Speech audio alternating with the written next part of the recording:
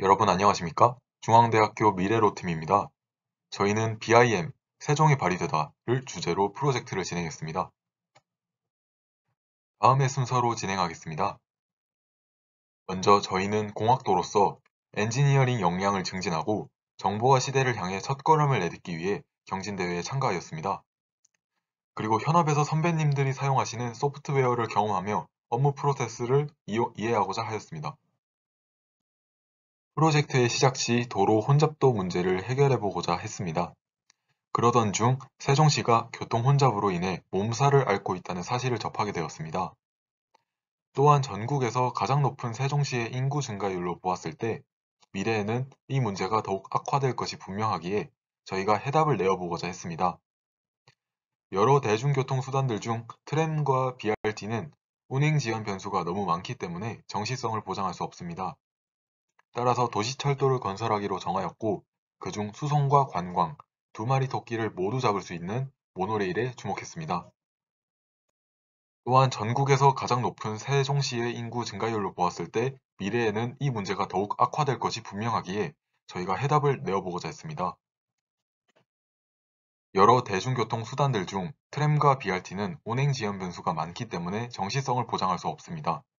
따라서 도시철도를 건설하기로 정하였고 그중 수송과 관광, 두 마리 토끼를 모두 잡을 수 있는 모노레일에 주목했습니다. 모노레일 관련 구조물은 현재 대구시에서 운영 중인 도시철도 3호선을 모티브로 제작하였습니다. 3호선은 탄소 배출이 저감되는 친환경 교통수단이며 도심 운행에 최적화되어 있습니다. 프로젝트에 반영한 주요 재원은 교각, 레일, 역사, 전동차 등이 있습니다. 계획은 다음과 같습니다. 첫 번째, 여러 후보 노선들 중 최적의 노선을 선정하는 과정인 개념 설계 과정. 두 번째, 일부 구간의 모델링을 통해 노선의 구조를 설계하고 구조 해석을 통해 설계안을 검토하는 구조 설계 과정. 마지막으로 가시화를 통해 이해 당사자들 간의 의사결정에 도움을 주는 가시화 과정으로 구성되어 있습니다. 각 과정별 사용한 소프트웨어들이 나열되어 있습니다. 저희는 다음에 소프트웨어들을 이용해 프로젝트를 진행하고 작업물들을 관리하였습니다. 특히 조업 모두가 작업에 관여하는 CIM 모델링의 경우 라이브러리, 어셈블리 유닛을 매 작업 후 추출하여 저장함으로써 동시 작업 중에도 혼선이 없도록 하였습니다.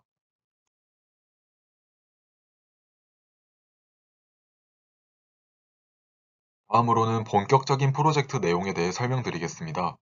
먼저 개념 설계입니다. 국토지리정보원에서 얻은 수치 지도와 항공사진을 오픈로드 디자이너로 불러들여 지도와 사진의 크기, 위치를 조정합니다.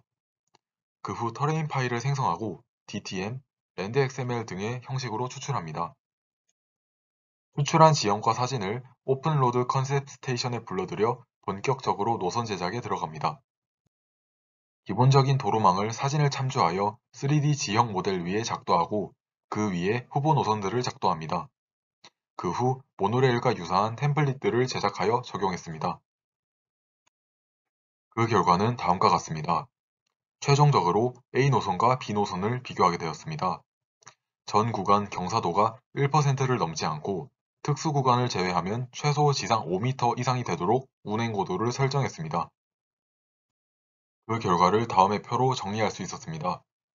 저희가 주목한 인자는 효율성과 단위 길이당 토공 비용입니다. 효율성을 비교한 이유는 교통 혼잡도를 저감하는 능력을 비교하기 위함이었고 단위 길이당 토공 비용을 비교한 이유는 토공 비용이 모노레일 건설 난이도와 직접적인 연관이 있기 때문입니다. 따라서 두 인자가 모두 큰 A 노선을 1호선으로 결정하게 되었습니다. 하지만 미래에 증가할 도시 외곽의 인구와 여러 생활권 사이의 연결을 생각하여 B 노선을 추후 2호선으로 추진하는 것이 바람직하다 생각했습니다. 다음으로는 CIM을 이용한 모델링에 대해 말씀드리겠습니다. CIM은 토목 구조물과 같은 선형 구조물의 모델링에 특화되어 있고, 특히 하이 라이브러리에서 상위 객체까지 상하 관계를 정립하여 설계 변경 시에도 용이하게 대처가 가능했습니다. 사진을 보시면 곡선과 평경사를 적용한 모델을 확인하실 수 있습니다. 먼저 레일을 모델링하기 위해 관계도 단면 자료를 참조하여 여러 단면들을 생성하였습니다. 그 후 각 단면들을 위치에 맞게 배치하여 하나의 단위 길이 구간을 만들어낼 수 있었습니다. CIM에서는 ArcGIS에서 지역 모델과 항공 사진을 바로 불러올 수 있는 유용한 기능이 있습니다. 불러온 3D 지형을 토대로 구체적인 노선 레이아웃을 작도했습니다. 또한 곡률 반경이 있는 구간에는 평경사를 주었습니다. 두 번째 사진은 90도 회전 구간에 평경사가 적용된 모습입니다. 저희는 이번 프로젝트에서 수많은 교각을 배치하여야 했었는데 이 과정에서 어떻게 하면 자동으로 변화하는 지형의 지표고에 최적화된 교각 모델을 만들 수 있을지 고민했습니다. 여기서 교각 지점의 지표고와 교각 높이 사이의 관계가 주어진다면 쉽게 해결할 수 있습니다. CIM에서 드래프터로 종단면도를 추출하는 기능을 이용해 각 교각 지점의 높이를 추출하고 변수로 모델링한 교각 모델에 대입을 했더니 저희가 원하는 결과물을 얻을 수 있었습니다. 따라서 교각 지점의 변경과 같은 설계 변경에 유연히 대처할 수 있는 모델을 만들었습니다. 애니메이션을 통해 자동으로 파라미터가 적용된 교각을 확인하실 수 있습니다. 90도 회전 구간은 교차로이기 때문에 교각을 놓을 수 없습니다. 따라서 사장교를 건설해 레일을 지지하였습니다. 주탑의 형상은 세종시의 로고에서 영감을 받아 경사진 주탑으로 모습을 갖게 되었습니다. 주탑을 모델링하는 과정이 나타나 있습니다. 최종적으로 CIM에서 모델링한 주요 구조물들입니다. 역사의 경우 육교 형식으로 인도에서 접근하기 용이하게 디자인했으며 측면의 구조 기둥은 세종시의 초성을 본따 만들었습니다. 또한 세종시의 힘찬 비상에 걸맞는 고래의 모습을 모델링하였습니다. 이는 역사만의 랜드마크가 될 것입니다.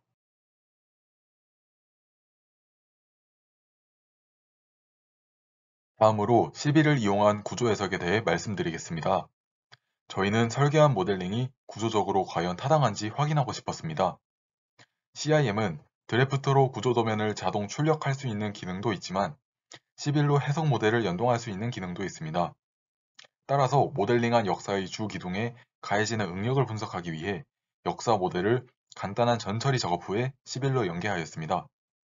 이 연계 시스템 덕분에 저희는 해석 모델링에 낭비되는 시간을 대폭으로 줄일 수 있었습니다. 시빌에서 접촉 조건, 하중 제하의 과정만 거친 후에 바로 결과를 살펴볼 수 있었습니다. 이번 분석에서 고려된 하중입니다. 자중, 승객 만차 시의 열차 하중, 계단 하중, 역사 포화 시의 승객 하중 등 총 4개의 하중을 고려하였습니다. 특히 승객 만차 시의 열차 하중은 자료를 참고하여 적용하였습니다.